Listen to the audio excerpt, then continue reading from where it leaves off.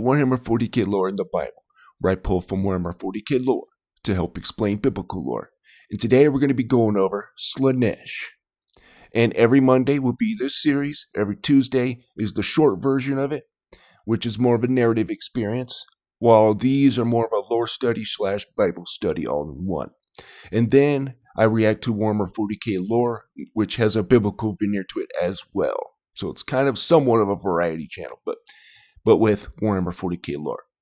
But anyways, how these work is I get into the Warhammer 40k lore first, then we get into the biblical side of things. And then if there's something I want to bring, we'll round back to Warhammer 40k lore at the end. But lately I haven't been doing that, But anyways, let's get this started.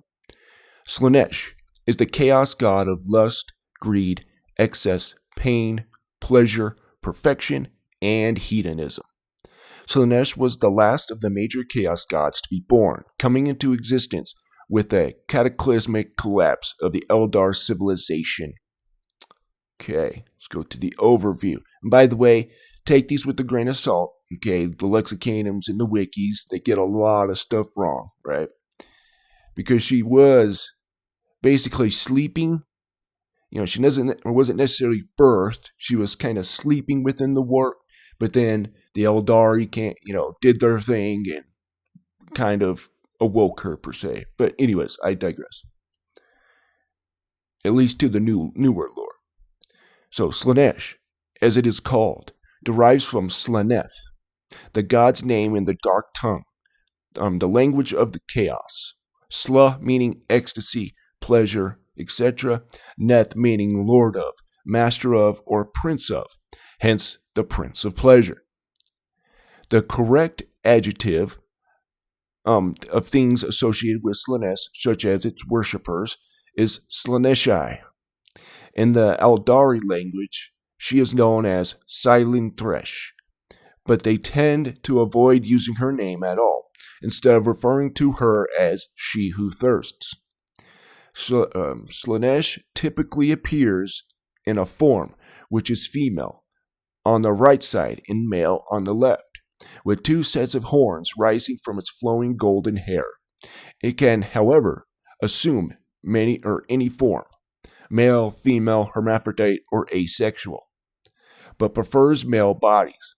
Its sacred number is 6. The symbol of Slaanesh combines, and by the way, the 6th part is going to come into play when we get into what is called the Starfire. But anyways, I digress. So the symbol of Slaanesh combines the conventional symbols for male and female. It is also known by a multitude of titles such as the Prince of Chaos, Prince of Excess, Prince of Pleasure, Lord of Dark Delights. To the Eldar, who name it Silent Thresh, literally She Who Thirsts, and also by the titles of She Who Is Not Named, the Great Enemy, and the Great Serpent, the Dark Prince, Lord of Excess, the Perfect One, and 1,000 other names across the galaxy.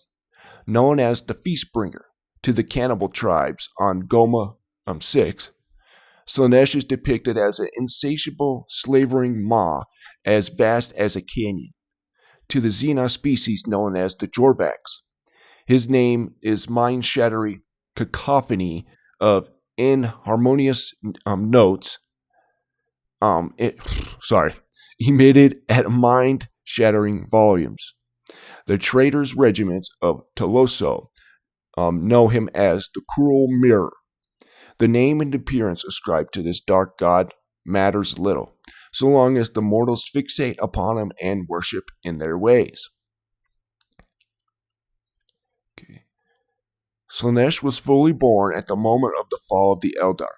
The birth of Slaanesh created the Eye of Terror, mere echoes of its birth cries, and found its first followers, the Eldar, fleeing from it in ignorance of the primordial truths, refusing to live in harmony with it as humanity would soon begin to learn.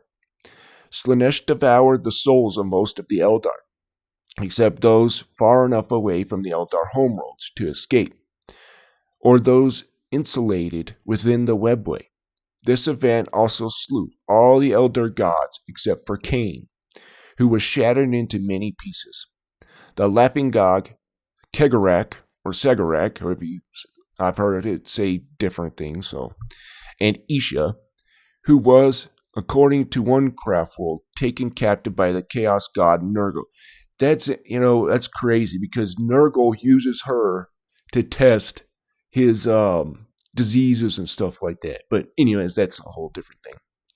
So Slaanesh has a neutral attitude to some of the other chaos gods, as he is generally too caught up in his own pleasures to be interested in rivalries or alliances. But his particular enemy is Khorne, whose belief in pain and death is completely opposed to Slaanesh's principle of life and unrestricted pleasure. The worship of Slaanesh. Slaanesh's symbol is rarely worn openly by its followers. They instead often wear items of jewelry bearing erotic motifs. Followers dress in robes which are often open to leave the right side of the chest uncovered, a requirement of many of the rituals involved in his worship. Pastel and electric shades are the chief colors, although white may be used as well. These colors are also sometimes carried over into everyday wear, although they may be modified to fit with current fashions. In all cases, all Slaanesh followers wear garb of sensuously high quality. Even the most militant of Slaanesh's followers do not deny themselves this hedonistic lifestyle. Cultist hideouts may be fortified and stocked with weapons, but they are equally stocked with luxurious furniture, sumptuous food, and erotic decorations. In the mythology of the primitive inhabitants of Fenris, Slaanesh, presumably a misinterpretation of Slaanesh, is an evil deity described as the offspring of the dark god Horus and the dragon goddess of Skrenir, and is imprisoned within one of the planet's volcanic islands after being defeated by Layman Rus. Okay. The Palace of Slaanesh, which is pretty easy. The Palace of Slaanesh is Slaanesh's realm within the warp. So each of the chaos gods, they got their own little part in the warp, right? Of chaos. So hers is the Palace of Slaanesh. Now we're getting to the biblical side of things here. We're going to start in Isaiah 34:14, and it's talking about this screech owl, which the Hebrew for it is Lilith. Now, she's not the first wife of Adam. Okay, that's Jewish mysticism. That's not true. But she is in the Bible. And we're going to see she has this moniker of Queen of Heaven, or the Mother Goddess. We're going to see why here. But anyways, Isaiah 34, starting in verse 13. And thorns shall come up in her palaces, nettles and brambles in the fortresses thereof, and it shall be a habitation of dragons, and a court for owls. The wild beast of the desert shall also meet with the wild beast of the island, and the satyr shall cry to his fellow. The screech owl shall also rest there, and find herself a place of rest. Okay, let's see what this word screech owl means, so you can see for yourself. Lilith, a female night demon. Right there. Strong's number H3917. So you can go check that out yourself. Right here. Strong's Concordance. Screech owl from Lael, a night specter. Alright. Let's finish this up. So the wild beast of the desert shall meet. The screech owl shall rest there and find herself a place of rest. There shall the great owl make her nest, lay and hatch, and gather under her shadow. There shall the vultures also be gathered, every one with her mate. So this is where Easter comes from, right? So in Easter, you got the bunny rabbits and the eggs, right? Well, what does bunny rabbits have to do with eggs? Well, the eggs, you're going to see a lot of the gods were hatched from eggs. From this lady here, you're going to see.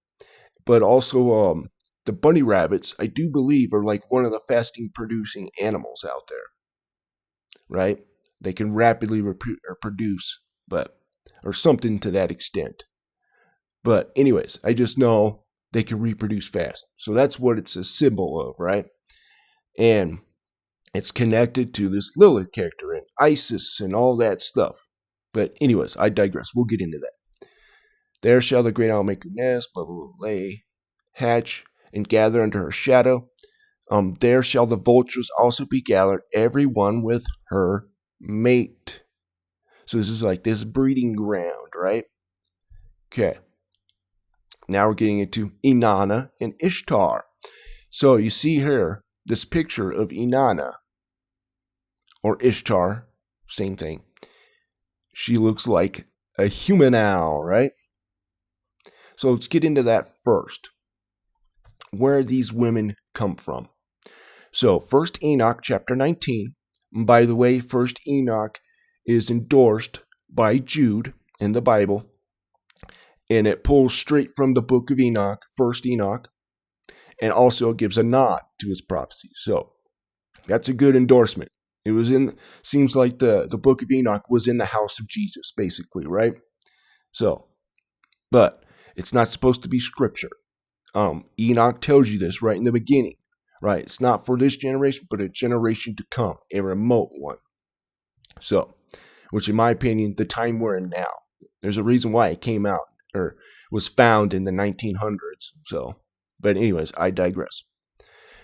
And Uriel said to me, here shall stand the angels who have connected themselves with women, and their spirits, assuming many different forms, are defiling mankind, shall lead them astray into sacrificing to demons as gods.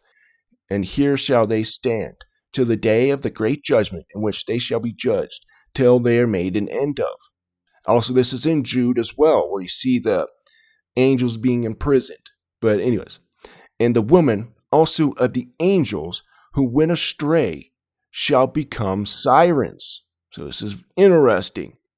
It sounds like the women who connected themselves to the angels, they became these sirens, right? And so sirens, in Greek mythology, sirens are female human-like beings with alluring voices. They appear in a scene in the Odyssey in which Odysseus saves his crew's lives. Roman poets placed them on some small islands called Sirenum Scopuli. So let's go back here real quick. The wild beasts of the desert shall also meet with the wild beasts of the island. So, all right.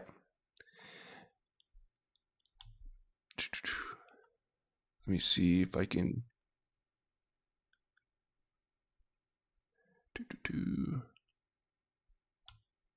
Oh well. But you see here they have bird-like qualities, right? And also mermaids. They're connected to the mermaids as well. So there's different kinds of these sirens.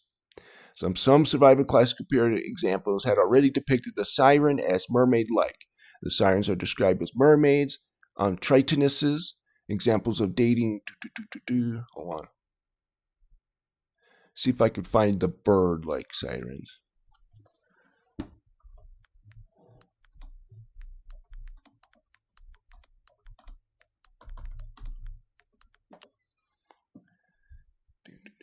So in ancient Greek mythology, sirens originally depicted as monstrous bird women, creatures with bodies of large birds and the heads of upper torso of women. So, like her. But anyways, so Inanna, Ishtar, was the Sumerian goddess of love, beauty, desire, sex, fertility, war, combat, justice, and political power. That's going to come into play at the end. But anyways, she was later worshipped by the Akkadians, Babylonians, and Assyrians under the name Ishtar, known as the Queen of Heaven.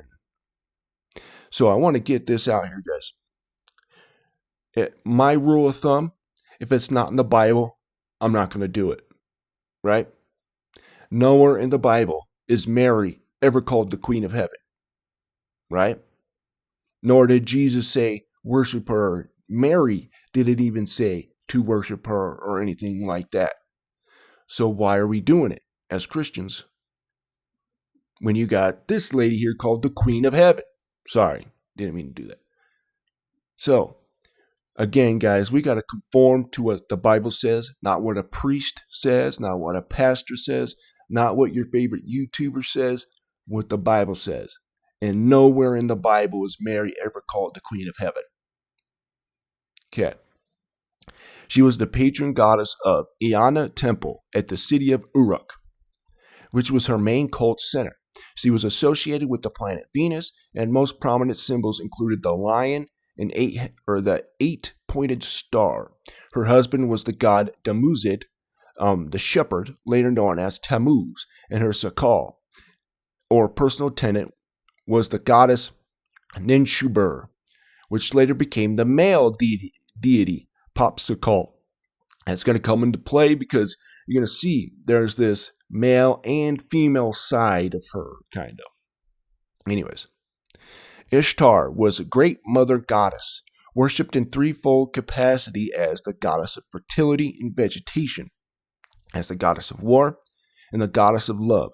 In many respects, she was the most interesting figure in the Babylonian Assyrian pantheon. She believed to have the power to provide her worshippers with children and lambs, and as a good example of how Mesopotamian gods were also linked to have similarities with the gods and other cultures. Now, let's go down here. So, in the Sumerian language, there is no gender, nothing that could distinguish the goddess or the woman from the god or man.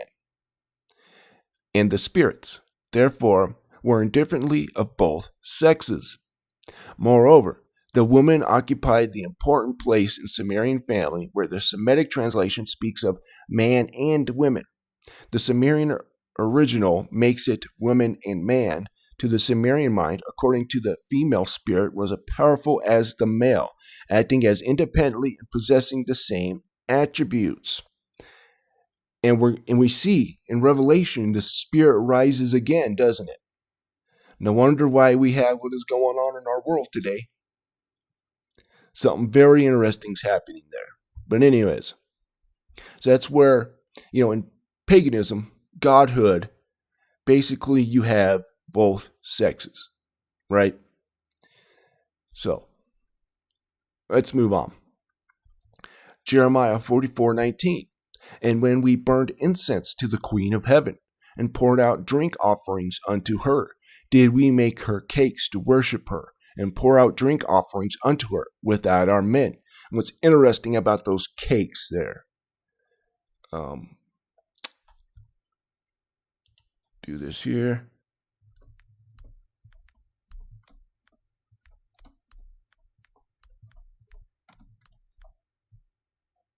Oops.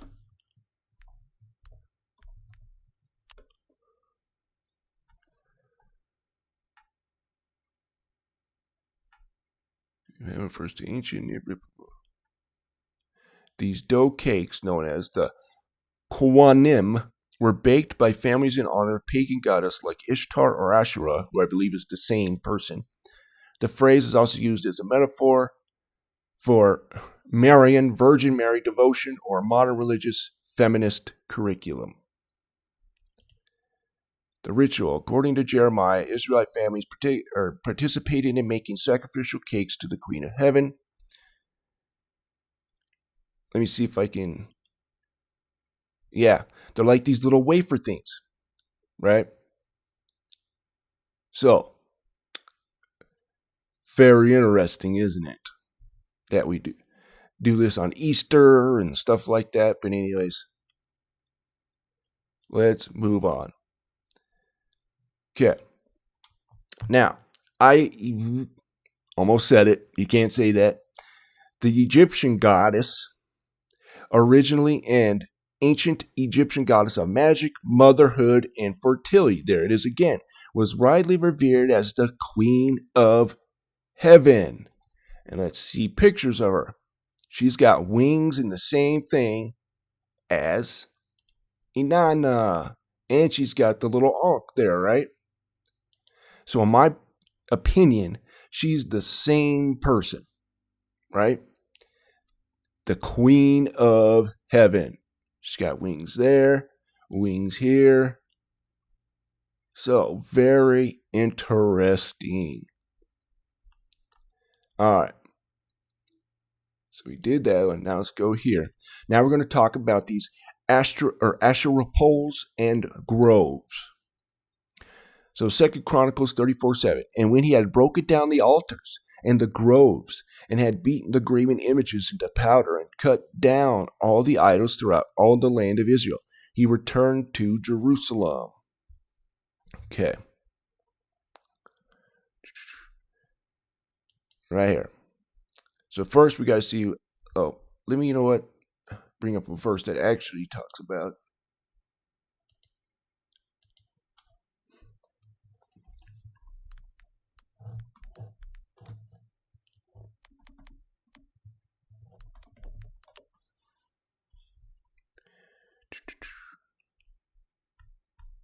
Come on.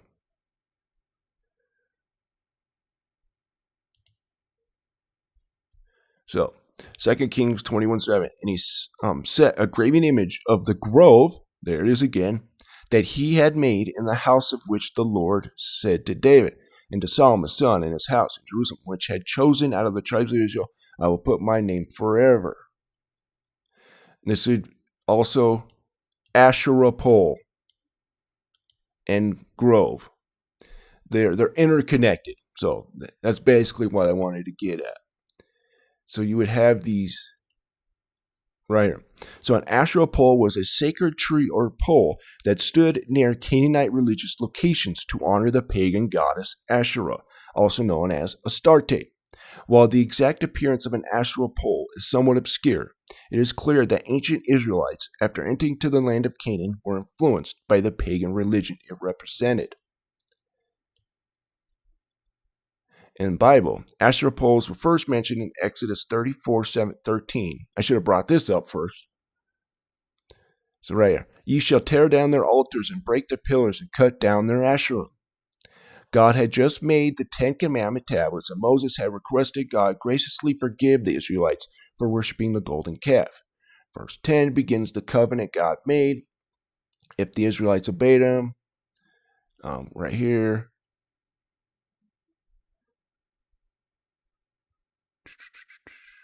There was something I wanted to read here.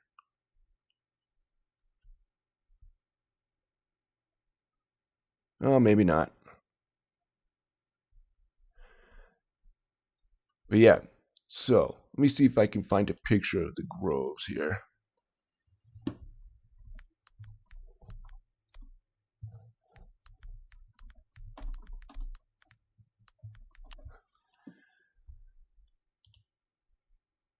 Right here we go. So here's kind of a decent picture of them. All right, and then I'm not gonna put that picture up. Here. Here's another one, what they would do.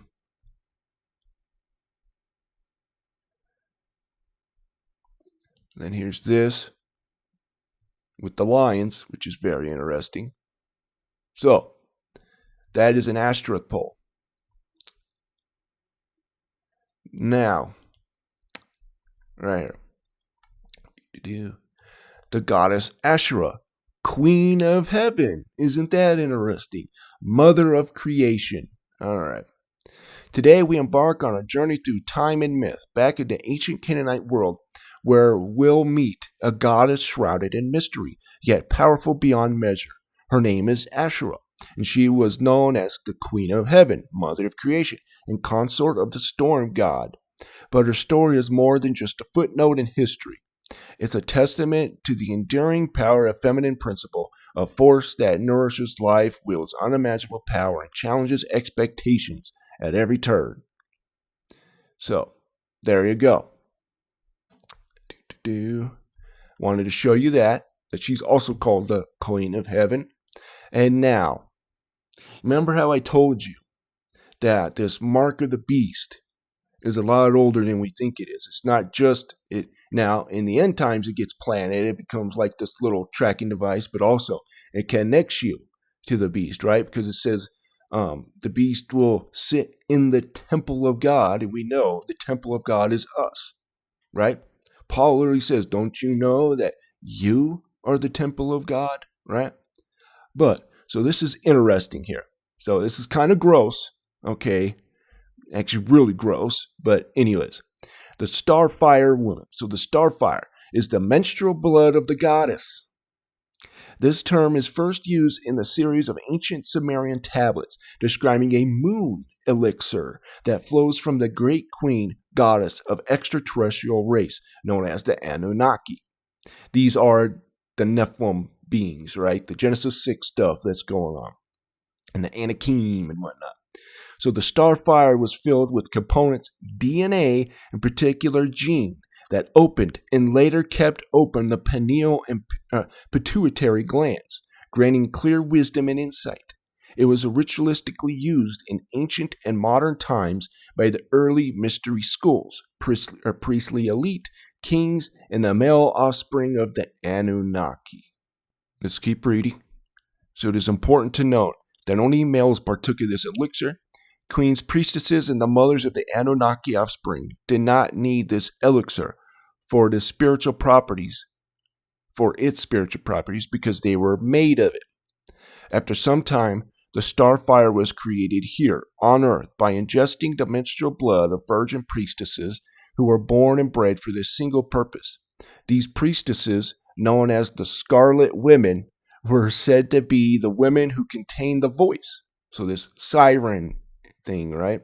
They were producing and speaking the wisdom of tomorrow. They produced the starfire in their womb, and during their moon cycle, the utterer then became the uterus. Anyways, so let me do this.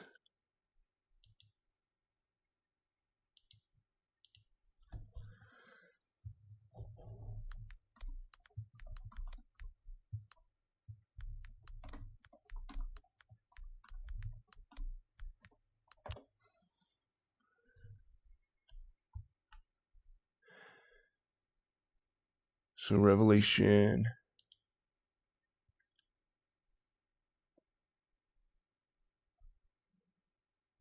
Right.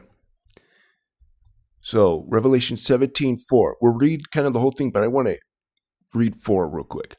And the woman was arrayed in purple and scarlet color, and decked with gold and precious stones and pearls, having a golden cup in her hand full of abominations and filthiness of her fornication. Yummy. So let's read this whole thing here. And there came one of the 7 angels which had the 7 vials, and talked with me, saying unto me, Come hither, I will show unto thee the judgment of the great beep that sitteth upon many waters. So she's got all this power, right? With whom the kings of the earth have committed fornication, and the inhabitants of the earth have been made drunk with the wine of her fornication. So he carried me away in the spirit into the wilderness, and I saw a woman sit upon a scarlet-colored beast, full of names and blasphemy, having 7 heads and 10 horns. And the woman was arrayed in purple scarlet color, decked with gold and precious stones and pearls, having a golden cup in her hand full of abominations and filthiness of her fornication. And upon her forehead was the name written, Mystery Babylon the Great, the mother of harlots and the abominations of the earth. Lilith, the Astarte, Inanna, the mother goddess, right? This is who it's talking about here. And it's also talking about this religious entity as well. She has control over this religious entity. And and let's just say it, who's the biggest one praying to the Queen of Heaven? Right? Christians. We need to be smart and read our Bibles. Okay? And study it and get to know it, right? And stop listening to people like me, to pastors, priests, the Pope, stuff like that, right? We need to listen to Jesus, right? The most important thing in a person's life is the cross, the doctrine of Christ, and his example, right? That's it. As a Christian, right? But anyways, stop listening to institutions and listen to Jesus. Okay, and I saw a woman drunken with the blood of the saints and with the blood of the martyrs of Jesus.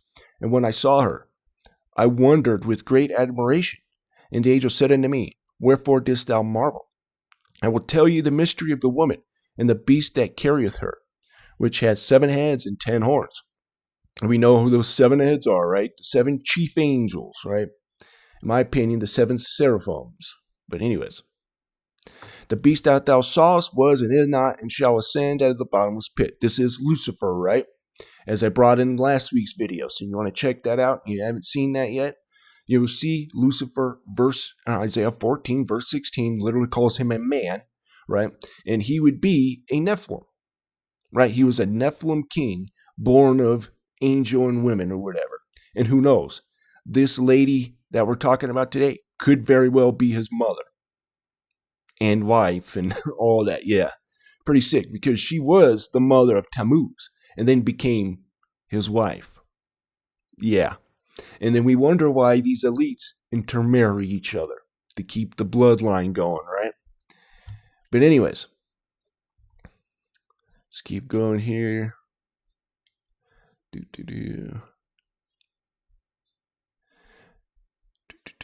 me find it. Okay. And he said unto me, The waters which thou sawest where the beep sitteth are peoples, multitudes, nations, and tongues. And the 10 horns which thou sawest upon the beast, these shall hate the beep, shall make her desolate and naked, and shall eat her flesh, and burn her with fire. For God hath put in their hearts to fulfill his will, and to agree, and to give their kingdom unto the beast, and to the words of God shall be fulfilled. And the woman that sitteth, where is it? Whoa. And the woman which thou sawest is the great city which reigneth over the kings of the earth. So, very interesting, guys. We'll lead off with this. So in the Bible and in history, there is always a female goddess that men worship. She goes by the variety of names, but she is the same goddess nonetheless. In Jeremiah, she is called the Queen of Heaven. In Jude 10:6, she is called Ashtaroth. And she is worshipped with Baal in 1 Kings 11:5, and she called Ashtaroth, the goddess of the Zidonians, in Acts 19:27, talking about Diana. And she worshipped with an image which fell from Jupiter. Jupiter was worshipped by the Romans in connection with their female goddess Venus. In Revelation 75, she is connected with Mystery Babylon the Great, the mother of harlots. So I'm not the only person who's saying this, okay? This Queen of Heaven is often worshipped by her son, or with her son. In Babylon, for instance, she was called Semiramis and was worshipped with her son Tammuz. Evidence of the mother and son worship can be found in most cultures and countries before the birth of Jesus. In most, the son is a god, and in some cases he was born to his mother without conception. Thus, the Queen of Heaven is recognized as the Mother of God. So, you see where all this has led. It led to the worship of Mary, the mother of Jesus, commonly called the Mother of God, as an angelic salutation. This salutation reads, Hail Mary, blah, blah, blah, full of grace. You guys get that. So, and amongst the women, blessed is the fruit of thy womb, Jesus, Holy Mary, Mother of God, pray for us sinners, now that they are death. Right here. Mary is the mother of the body of Jesus, and thus the mother of humanity, but she is certainly not the mother of his divinity. She is not the mother of God. Jesus is God manifest in the flesh. Mary was given the title the Mother of God because she has been elevated by Roman Catholic Church to the Queen of Heaven, continuing the unbroken line of female goddess worship throughout history. All right, wake up, folks. That's all I'm going to say.